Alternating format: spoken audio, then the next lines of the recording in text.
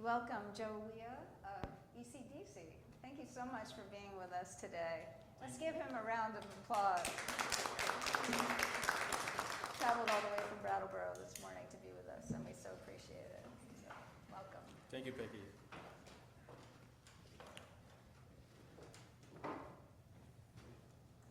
Good morning, everyone. Good morning. I first want to begin to thank you for inviting me back, and thank you, Peggy and the Samari family. Peggy has said something about me already. I'm from Liberia, and as Peggy said, I've been here. I came to the U.S. To Vermont 2012 to attend SIT. But prior to that, I worked for the Catholic Charities in Liberia, and that was a very dark times for Liberia. Liberia, for some of you may know, got involved in this 14 years of civil war. And at the time, when the war started, I was so young then, and I was in 9th grade, and then a few years later, graduated from high school and joined the Catholic Church just to be a priest. So I was in Catholicism as a religious for 7 years with the Salesians of Don Bosco. I traveled to East Africa. I did my philosophy, 2 years of theology when I became a deacon. Returned to Liberia. The war was still going on, and then I decided to leave the religious life, but still work for the Catholic Church. That's how I became the Deputy Director of Catholic Charities. And during that time, we rehabilitated a lot of child soldiers. And it was a really difficult time because most of these kids at the time committed a lot of atrocities. It burned down villages. And so it was so difficult to take them back to their homes, to their villages. We tried all we could, but it was so hard. And so we decided to use a different method, what we call the child welfare committees. I'm giving you this background before I come right to where we are in the U.S. The child welfare committees was the composition of influential villagers who, especially females, who could talk to their male counterparts and convince them why they needed these children to come back to the villages. And so through these child welfare committees, we developed a cleansing method where once the child was ready to be taken back, we came close to the village, the child welfare committees came to meet us, and then we went through the process of cleansing this child through the traditional method before taking the child back to the village. And that approach was so fascinating, it helped us, and George Mason University at the time picked it up through their conflict resolution program and decided to study that method. That's how I decided coming to the U.S. to do a lot of presentations around that. And one of the professors at my presentation was a professor at SIT, and said, well, SIT might benefit from that method. So if you want to come to SIT for your master's program, that would be great. We will learn from you and you learn from us, and that's how I ended in Brattleboro. I fell in love with Brattleboro since. And when ECDC decided to come to Brattleboro, I heard about the position and I applied in 2021, and since then I've been heading the ECDC program. I know most of you here already know what who refugees are. Under the UN definition, refugees these are people who have been who fear for their lives and left to move to third countries for protection and cannot return from where they came from. The refugees we serve right now, some of those refugees have been in refugee camp for the past 7 years. The minimum time refugees stay in refugee camps, 7 years. At that point, they go through a lot of screening. It starts with registering with the United Nations High Commission for Refugees. And then once they been screened and been given the refugee status, then third countries, they are assigned to third countries to host them.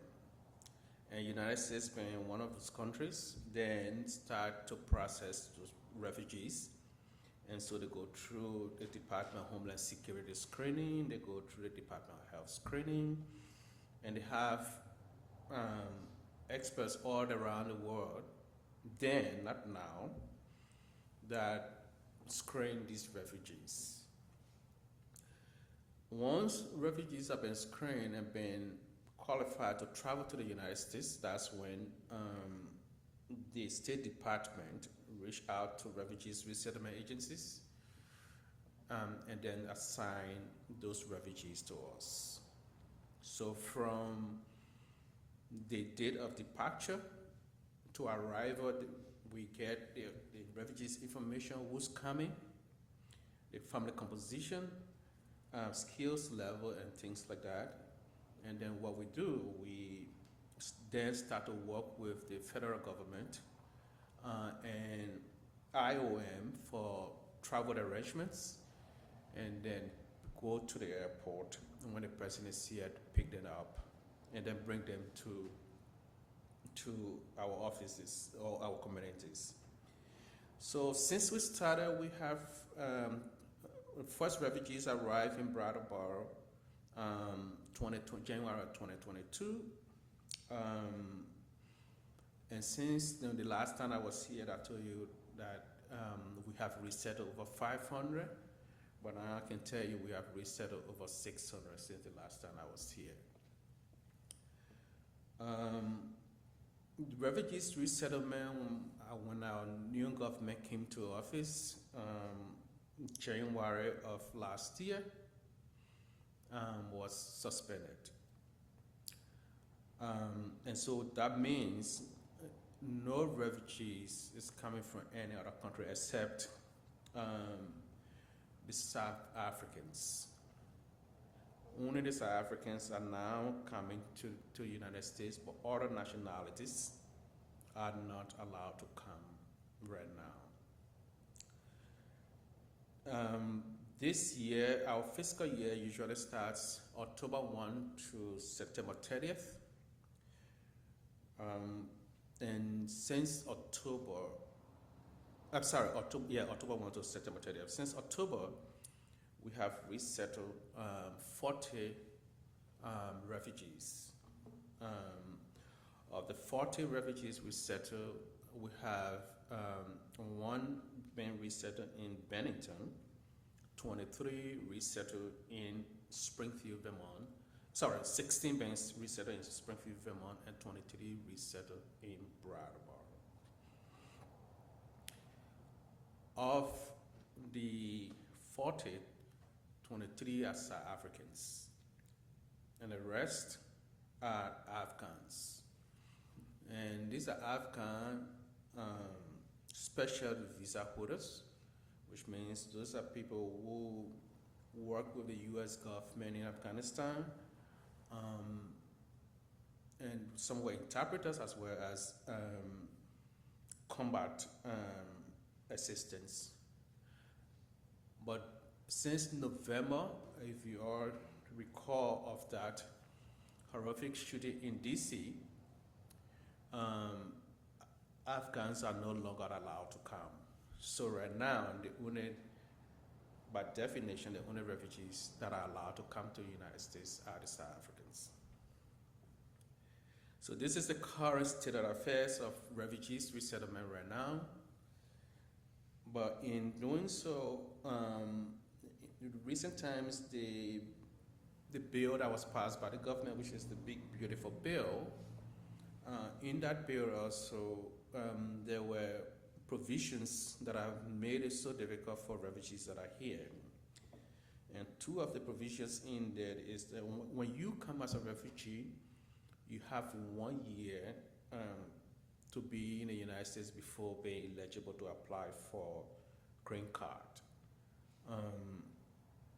But during that time in the past, you were eligible to apply for food assistance as well as health care.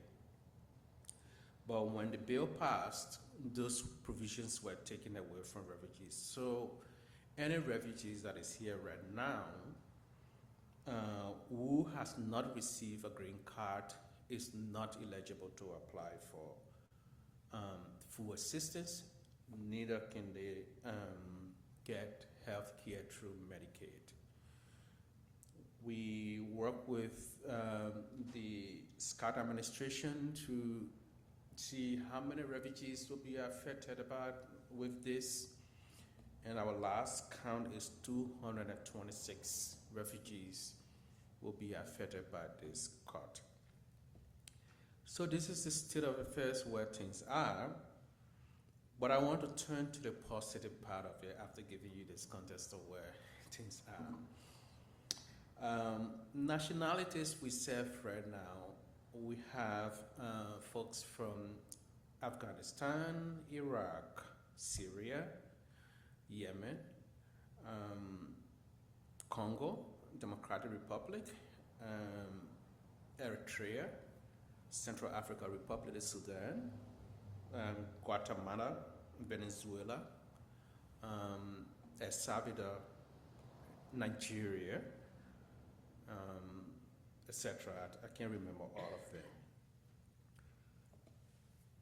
But the last time I was, going to the office, and I saw, for those of you that are familiar with Brattleboro, on High Street, there's an intersection between High Street and Green Street. There's this building right on the road, and I didn't know, it used to be a very bad looking building, and when I was going, then I saw one of the refugees standing there. So I stopped just to speak to him, and I asked why he was doing that. He said, I bought this house. And I said, okay. And he's like, I bought it because it was so bad. I bought it for $50,000. And I'm fixing it up myself. And I was like, okay, how you doing that? Some of you may know on the Islamic religious practice, the interest is not allowed. So most of our refugees from who have the Muslim background do not usually go to the banks to ask for loans because by religious practice they cannot accept interest. So this refugee person who came with carpentry skills has been doing carpentry work all around and saving his money, and was able to get up to $60,000 because the building cost him $50,000 according to him, and then the closing fees and all of those things, he said went up to $60,000 and bought this building. But if you see this building right now, it has transformed so much that when I went into the building, it has 2 floors, 3 bedrooms on each floor. That building, I'm not a realtor, but that building right now might go over $400,000. And I asked, how was he doing the work? And he said, well, what I do is during the entire week, I take contracts from people. And right now, I'm so busy getting contracts, and I employ some of the Afghan guys with me. And then when I get paid, then I go and buy materials, and Saturdays and Sundays I work for myself. It's another beautiful story of how our community has given this man and his family a new start. His children are still in Pakistan. He was hoping for family reunification, but right now everything has been suspended. He doesn't know when they're going to come, but he's so positive that when things pick up, his children are going to come, and before they come, he's going to have a big, beautiful house that they're going to live in. I give you this story because it's because of wonderful people like you who are sitting here. When the November shooting happened and we saw a lot of talks on the television, the next day I called a meeting with my staff because my staff are mixed from all backgrounds. And I was asking them, how do you feel? What's going on? Let's have an open space to talk. And one of the things they said to me was, we feel safe in Vermont. And I asked, why do you think so? And one of the things they said is because of the kind of community support that we get. And I always brag about this when I go to, national meetings where sometimes directors meet. South Vermont is the only rural resettlement site. But Southern Vermont it also is the least, that has the least out migration, meaning refugees leaving us to go somewhere else. You may think that refugees may want to go to urban areas because most of them come from close to urban areas when they are resettled in the countries they're coming from. So some of them rural areas right now is either first time coming, but still they feel safe to be here, and we have the least out migration. It's because of the community support that we get here. I'm in contact with one of our refugees who left from here. We resettled in Brattleboro and went to New Zealand. He always tells me, I wish I did not make that decision to go to New Zealand. I wish I had stayed in Brattleboro. And it's because of wonderful people like you. I'm always positive, think positive, even though things are hard for us right now. Our budget is now operating on less than 50% of what we operated on. But I still see community support. I still see volunteers. Becky just said that the English language support, and all of volunteers who continue to support our folks. And here I am. You invited me for the second time to come and speak to you because your hearts are in what we do. And so I just want to thank you on behalf of the hundreds of refugees who do not have the time to say that thank you to you, but just to say on their behalf how wonderful we feel, and we really feel your support and your generosity every day. I know it's hard for everyone. The little you give goes a long way. When I came here the last time and I spoke with you and your collection you gave, it came to a time where we needed funds to make sure that everyone applied for their green cards. And we needed a matching grant to show when we applied to Ben and Jerry that we needed to get some funds to be able to, help folks put in their green cards application right away. We had to use those funds that you sent to us as part of that matching grant. And today I must say to you, except those who are still in their who haven't reached that 1 year mark, but all those who have reached their 1 year mark, we have successfully applied for their green card. It hasn't been approved because the process is slow. The process is very, very slow right now. But at least the applications are with the federal government. And thank you for supporting us in those. And that's how the community support and people like you continue to make us, reach the next day. I must be frank with you, it's not easy. But I also positive that there are better days ahead. So thank you again for listening to me, and thank you for inviting me for the second time. We really do appreciate all you do, and we say thank you, and I stand humble in front of you on behalf of the hundreds of refugees in South Vermont. Thank you.